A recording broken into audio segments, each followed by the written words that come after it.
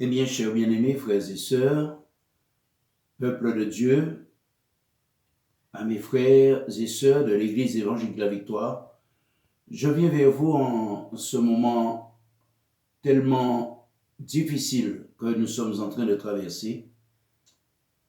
Nul doute que nous sommes en train de vivre des moments cruciaux, des moments très difficiles.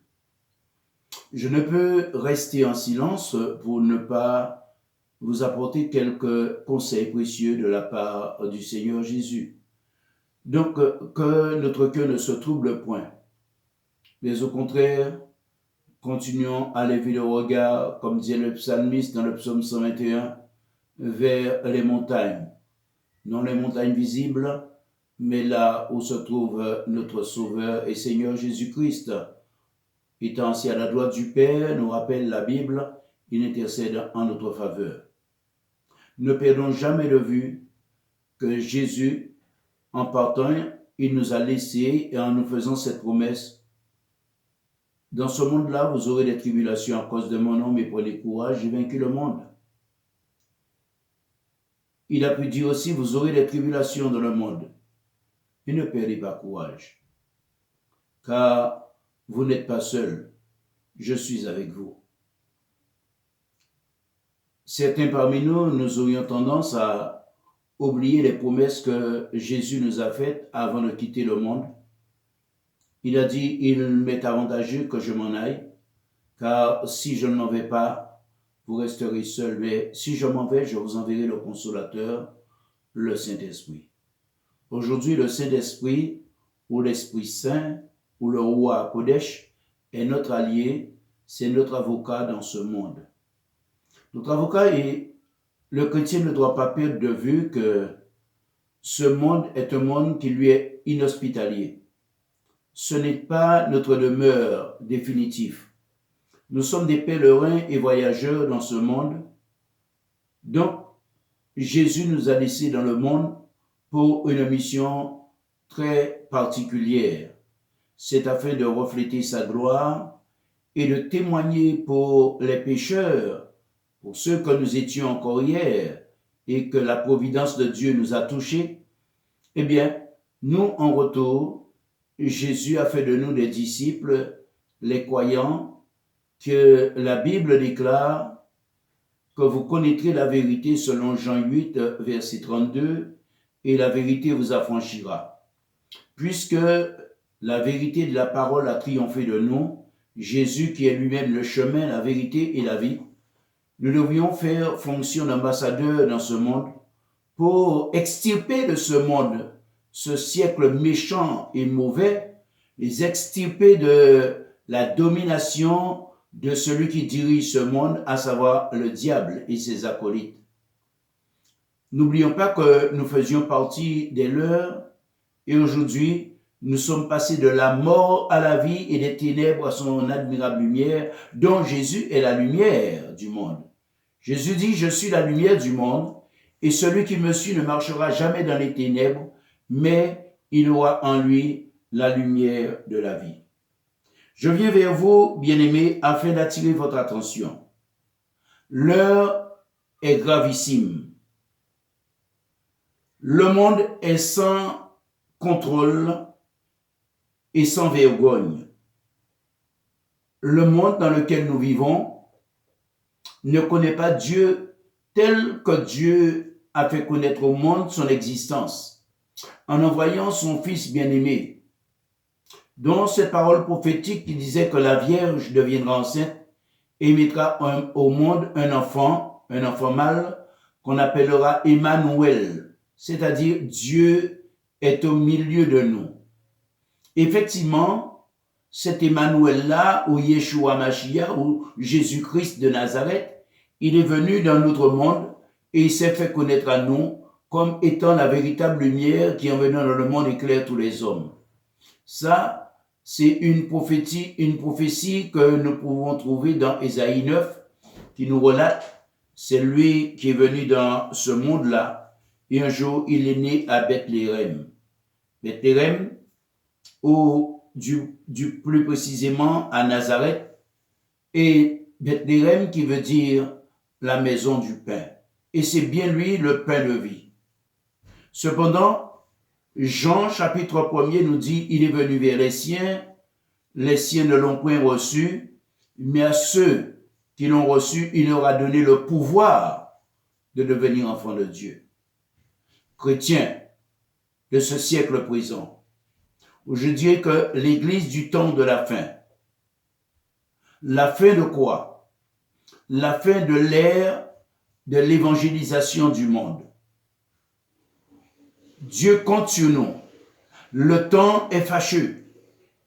Non pas parce que nous entendons et que d'un coup, comme cela, nous nous réveillons. Bien au contraire, je crois que nous avons en nous cette lueur de la présence du Saint-Esprit. Mais hélas, combien parmi nous avons laissé choir la manifestation du Saint-Esprit en nous? C'est le temps de se réveiller. Dieu est en train d'attirer notre attention. Dieu est en train de nous interpeller. Qu'a fait l'Église? Que faisons-nous? Qu'est-ce que je suis en train de faire? Mes frères et mes sœurs, nous avons un ennemi commun. Et cet ennemi-là essaie de nous diviser, de nous mettre sans dessus-dessous les uns contre les autres.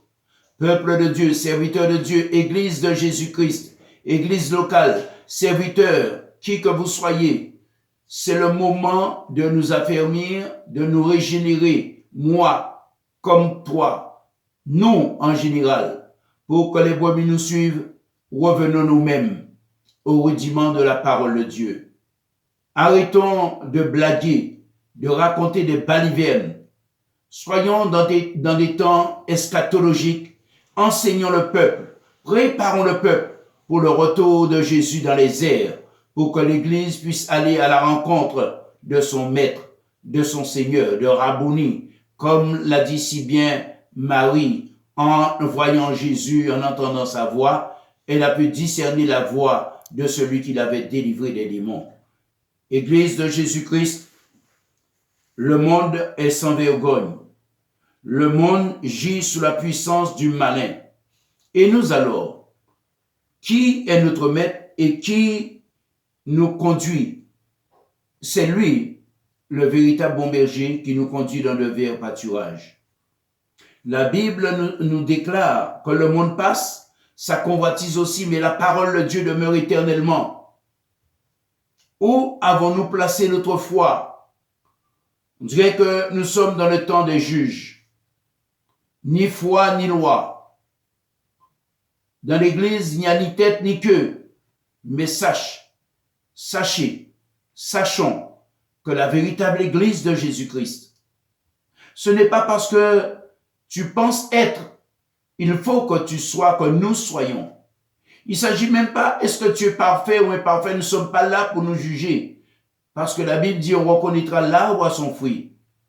Aujourd'hui, j'interpelle plus d'un. J'interpelle mes frères. Et plus précisément, l'église dont je suis le berger, de l'église évangélique de la Victoire, qui se trouve à Bondy, mes frères et mes sœurs. Je vous interpelle. Sortez de vos réserves. N'ayez plus peur. Confiez-vous en l'Éternel. Revenez à l'Éternel. Ne soyez pas comme de ceux qui prétendent gagner le ciel, ni en définitive où nous ressemblons à des zombies. Soyons revêtus des armes de l'Esprit de Dieu, selon que nous le trouvons dans Éphésiens chapitre 6. Prenons les armes de Dieu pour combattre le bon combat de la foi.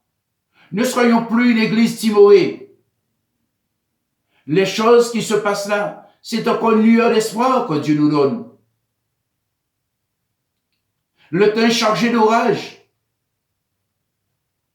Ce n'est plus des ombres qui passent, mais dirait-on, nous sommes en train de traverser la vallée de l'ombre de la mort.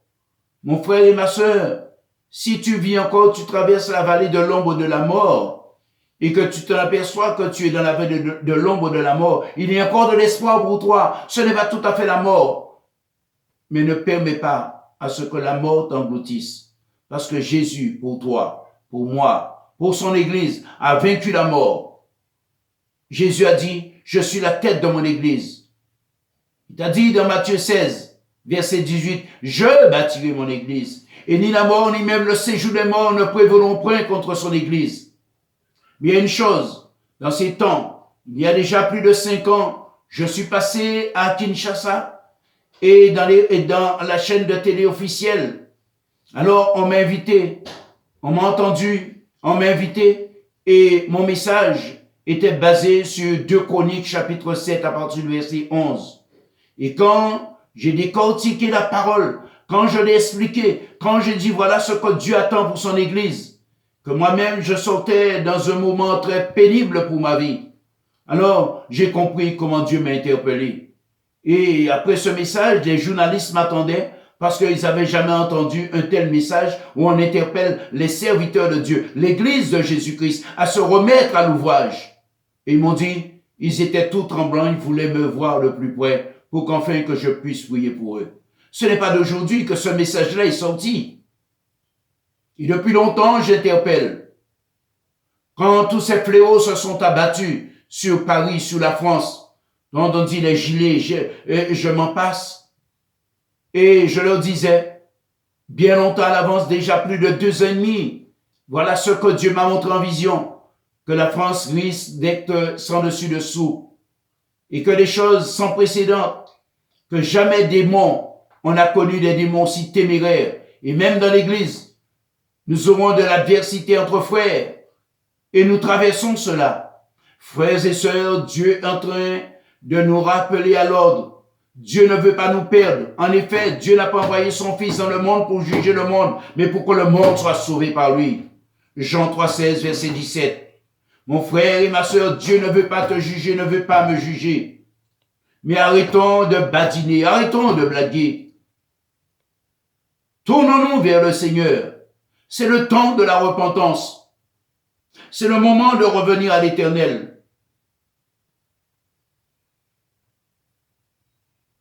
Que dois-je dire? N'oublions pas que le fanatisme est déclaré. Et les gens fanatiques, ce sont des hommes religieux, des gens d'église. Vous aurez pour ennemi les gens de votre maison. Des fois, le monde essaie de nous accueillir. Mais qu'est-ce que le monde peut nous donner? Avec sa gentillesse et ses faces. Est-ce que le monde a un sauveur à nous donner? Le ciel nous a donné un sauveur. Il s'appelle Jésus de Nazareth. C'est lui la pierre angulaire. Et c'est lui aussi la tête. C'est lui qui a donné sa vie pour toi et moi, mon frère et ma sœur. C'est le moment de te réveiller. Ne soyons pas comme des hommes. Comme Pilate lui-même. Il avait la possibilité de libérer Jésus. Mais il a préféré entendre la voix de tous ceux qui criaient. Non. Comme chaque année, c'était de coutume qu'on libère un prisonnier. Donc, ce fameux prisonnier qu'on appelle Barabbas, on a préféré livrer le prince de la paix.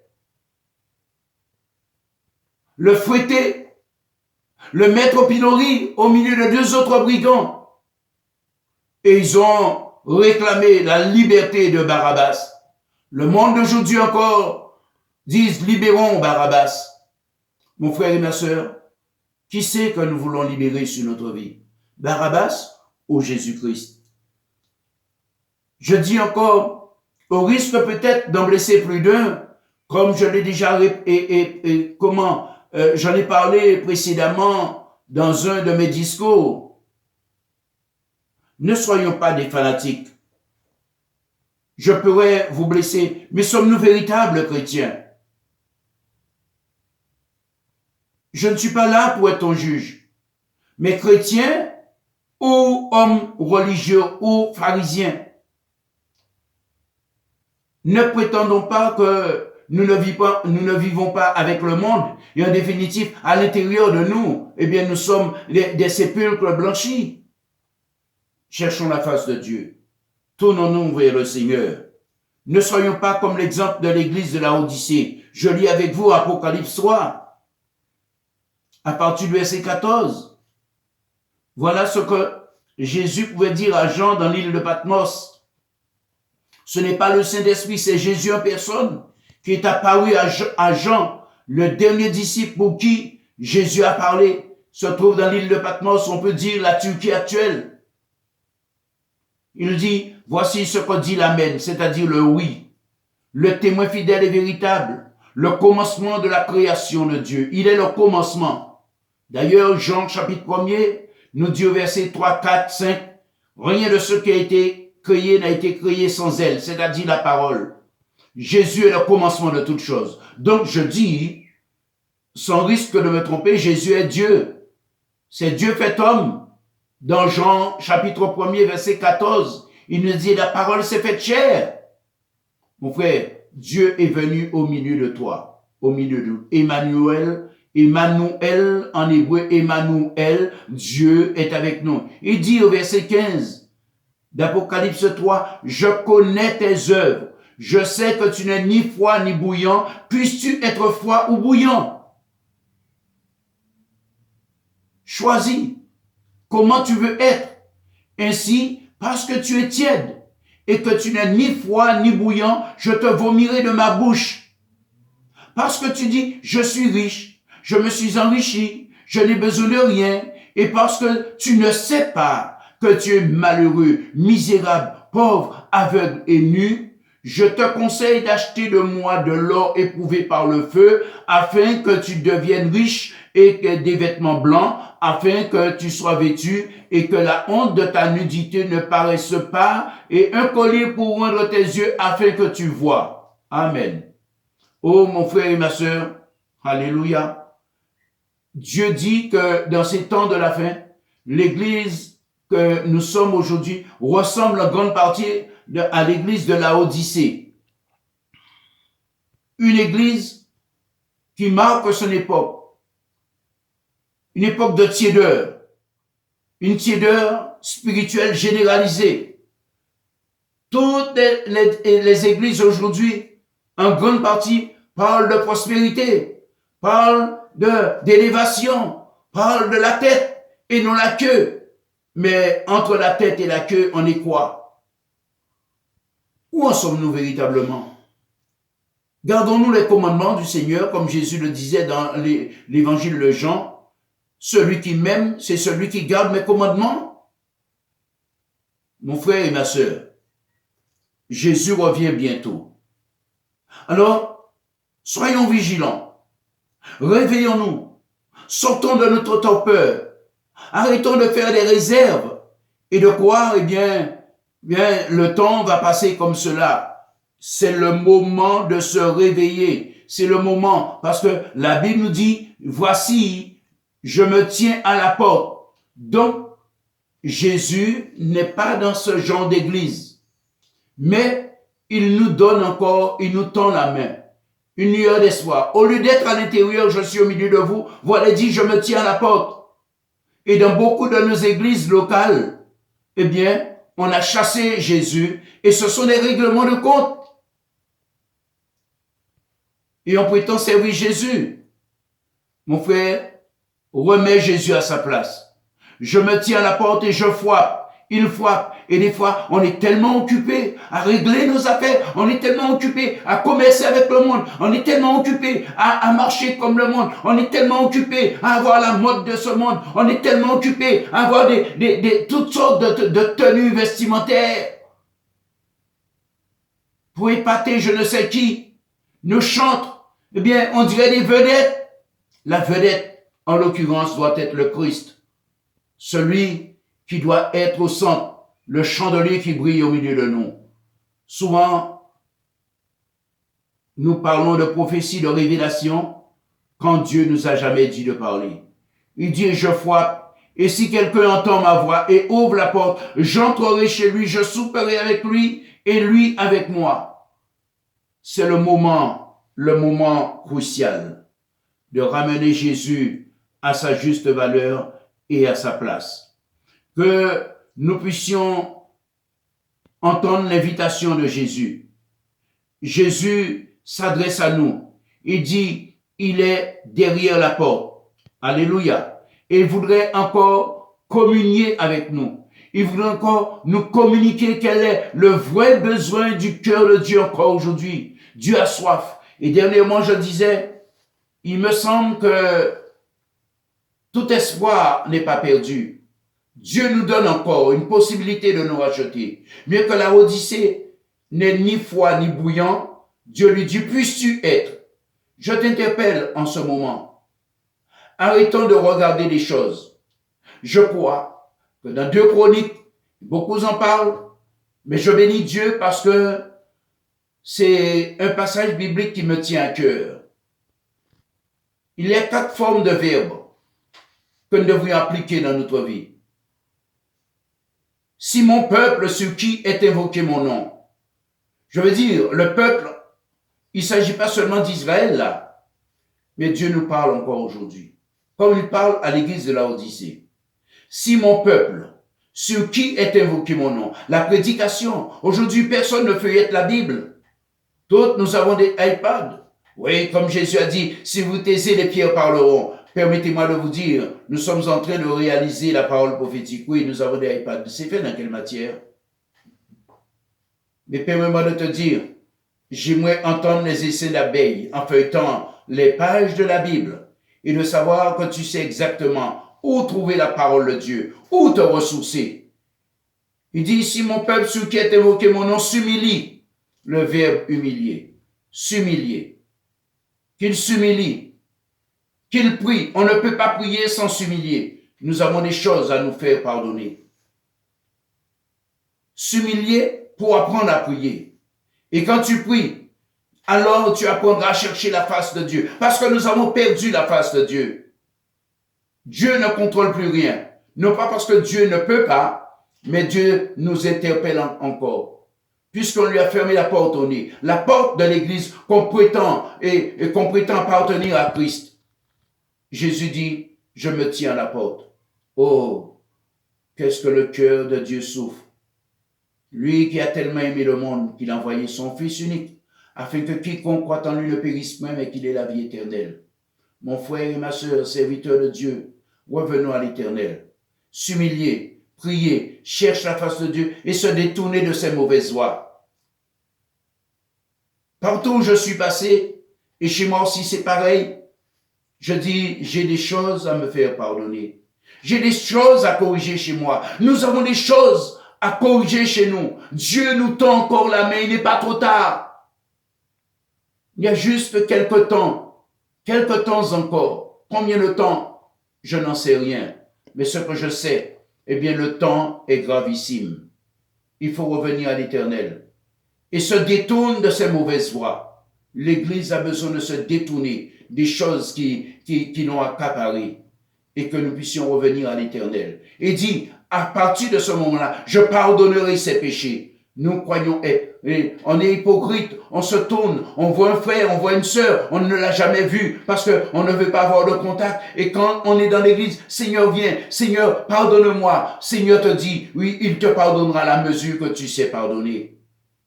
Et des fois, nous nous égratignons nous-mêmes. Oui, Dieu permet des choses, mais Dieu nous dit, il est le réparateur des brèches. Est-ce que nous ne lui sommes réparés les dommages que nous nous sommes causés les uns les autres?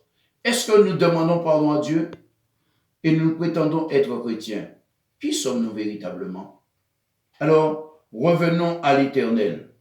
Demandez-lui pardon et dit, je pardonnerai tes péchés. Et ce n'est qu'alors, la situation dans laquelle nous sommes, ce n'est que le commencement des douleurs, Église de Jésus-Christ, EV. Et partout mes frères, dans la France, si tu veux que la nation soit guérie, si je veux que la nation soit guérie, mes frères et mes sœurs, nous avons la clé de la délivrance. Et c'est pourquoi Dieu frappe dans nos églises. Il y a un mort, il y a quelqu'un qui est malade. Dieu permet cela pour ouvrir nos yeux. Dieu veut que nous soyons des hommes et des femmes mis à part, sanctifiés pour de bonnes œuvres qu'il a préparées pour nous afin que nous les pratiquions. Revenons à l'Éternel, je vous en supplie, Église de Jésus-Christ, comme un seul homme.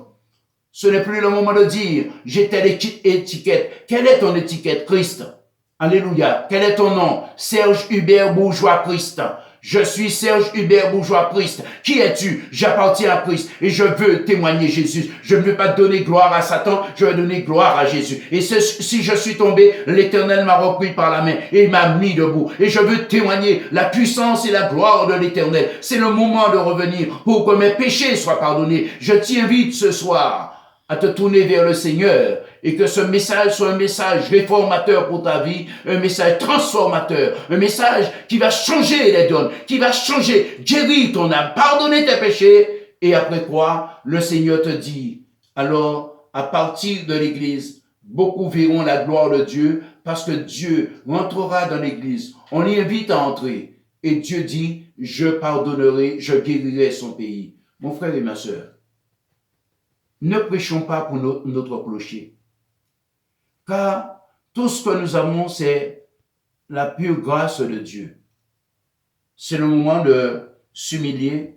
Ne soyons pas des types de belles filles au pas, mais soyons des belles filles, ou du moins des fiancées qui s'appellent Ruth. Au pas, ça veut dire, ce sont des gens qui se mettent jamais devant toi parce qu'ils ne veulent pas que tu les regardes, c'est-à-dire regarder par la nuque. Qui veut dire, au pas, qui veut dire voir la nuque. Au fait, ils te dévisagent, ils te voient. Mais ce sont des gens qui n'aiment pas que les autres les voient. Or, soyons des Ruth, le langage de Ruth, le langage du cœur. Ton peuple sera mon peuple. Ton Dieu sera mon Dieu. Ta nation sera ma nation. Où tu iras, j'irai. Où tu mourras, je mourrai avec toi. Mon frère, Pierre a dit cette parole. Ma sœur, Pierre a pu dire, oui, s'il faut mourir, je mourrai avec toi. Ne soyons pas des prétentieux, mais soyons vraiment des gens transformés et vivants pour la gloire de notre Dieu. Que le Seigneur nous bénisse et que sa bénédiction nous inonde et que la prospérité de l'Esprit Saint descende tout à nouveau dans notre vie. Voilà ce que j'ai à te dire. C'est le moment de se réveiller. Tu peux porter cette bonne nouvelle et que chacun d'entre nous, nous puissions nous regrouper en temps de jeûne et de prière. Je crois que Dieu nous donne une occasion bénie encore. Ce qui se passe là, c'est de manière à interpeller l'Église et que les hommes de Dieu cessent de se combattre entre eux et de se confiner à l'intérieur d'eux. Est-ce que tu connais la santé spirituelle de ton frère? Voudrais-tu que j'aille en enfer? Je ne veux pas que tu ailles en enfer, mon frère et ma sœur. Reviens à l'Éternel et donnons-nous la main et prions les uns pour les autres parce que Dieu attend ce geste d'amour, ce geste de consécration pour que l'Église puisse être le reflet de sa gloire dans ce monde parce que nous sommes lumière dans le monde et sel pour la terre. Voilà comment ce soir j'ai eu envie de t'exhorter et de te conseiller de revenir à l'Éternel, de feuilleter ta Bible et de te mettre à genoux en signe de supplication et de repentance. Que Dieu te bénisse et que tu puisses surmonter le mal en faisant le bien et en se tournant vers la face de celui qui est le Très-Haut. Amen. Bon courage, mon frère et ma sœur, serviteurs et hommes de Dieu. Amen.